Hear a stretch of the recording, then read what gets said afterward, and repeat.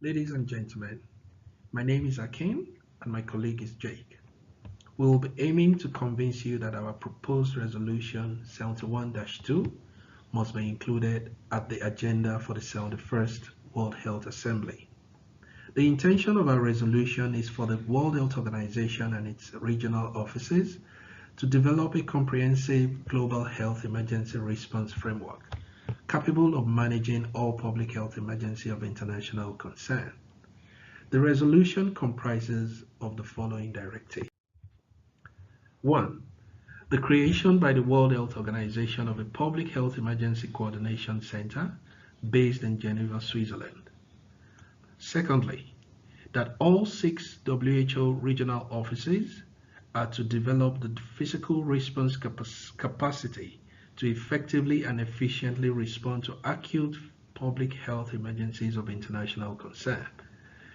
And thirdly, that all 6 regional offices and World Health Organization Geneva are to report to the World Health Assembly on an annual basis to outline to member states the progress made on requirements laid out by Resolution 71-2. Now for a brief background on the topic we are addressing. The epidemic that ravaged Europe in the 18th century led the World Health Assembly to adopt the International Health Regulation 1969.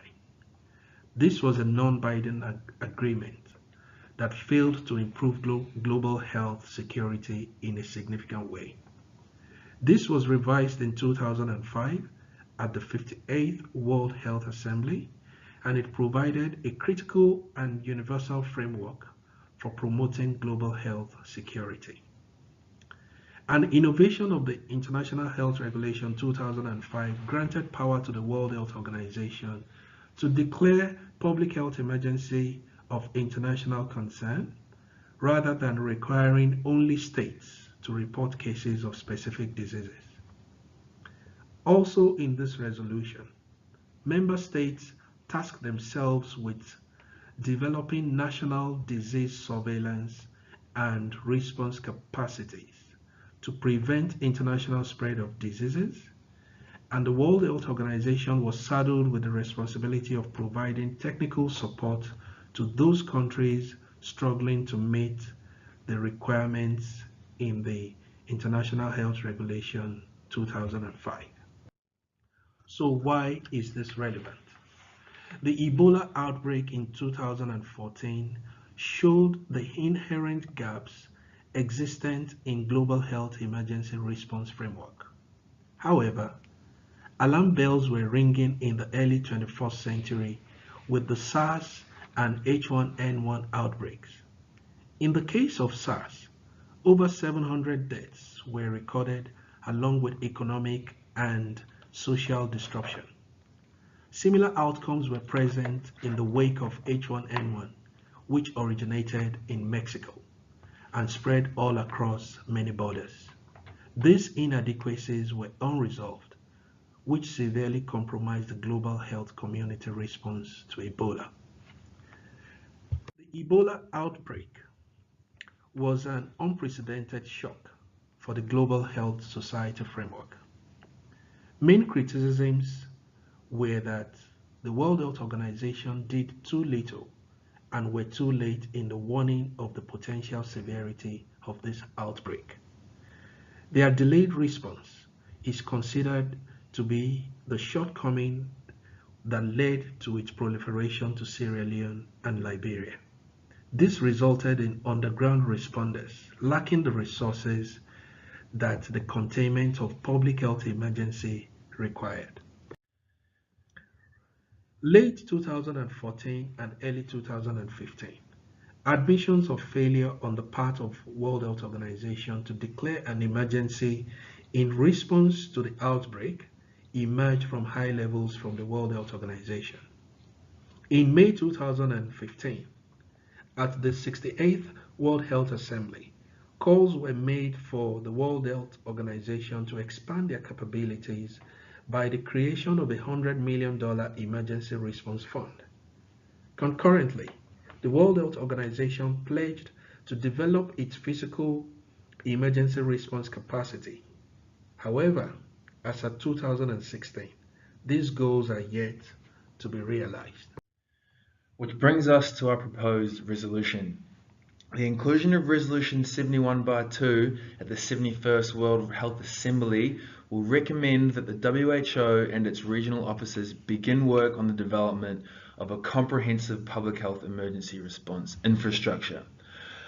Order 1 of Resolution 71/2 requires the following of the WHO. Firstly, a state-of-the-art emergency coordination center will be constructed at the World Health Organization headquarters in Geneva. This will act as the coordination center of responses to public health emergencies of international concern that are deemed unmanageable by the regional offices where an emergency is developing. When a public health emergency is manageable with the coordination capacity of regional offices and parties, the Geneva ECC will be standing by to provide coordination and support capacity as it is requested. The ECC will be staffed 24/7 with a skeleton crew who will constantly monitor the development of public health emergencies as they develop. Order 2 of the resolution pertains to the development of the physical response capacity by the WHO regional offices on the ground. Every region will develop its physical response capacity according to the public health risk profiles present in the countries of each region. The purpose of this order is to complement the coordination powers of the ECC, which is a key element of any emergency response, with the physical capacity to actually contain the proliferation of public health emergencies of international concern as they develop. Order 3 of Resolution 71/2 will require the WHO and its 6 regional offices to report annually to the World Health Assembly as to the progress being made on the developments associated with 71/2. The WHO's lack of accountability since its inception has been an ongoing criticism that has stifled the organization's ability to gain trust from its member states and therefore gain the funding required to carry out its functions as mandated by its constitution. Order 3 of our proposed resolution aims to take steps to developing levels of accountability within the WHO and its regional offices. The developments in our proposed resolution do not come without cost. Whilst the WHO must assume a large sector of the blame for the poor handling of recent public health emergencies, member states are not without culpability. Assessed contributions to the WHO over the past decade have declined dramatically to the point that in the year 2014 to 2015, assessed contributions accounted for only 20% of the WHO's budget. This is a serious problem and has been cited by a number of academics as a contributing factor to the WHO's inability to respond effectively to the Ebola crisis. Resolution 71/2 will require member states to increase their annual assessed contributions to the WHO by 4%. These funds will be in addition to the $100 million response fund created in the wake of Ebola. However, this $100 million will stay for this purpose and will not be diverted to any other facets of the WHO's operations. Regional public health emergency offices funding will be delegated according to the contributions of the member states of its region. However, considerations will be given to regions who are consisted mainly of poorer nations.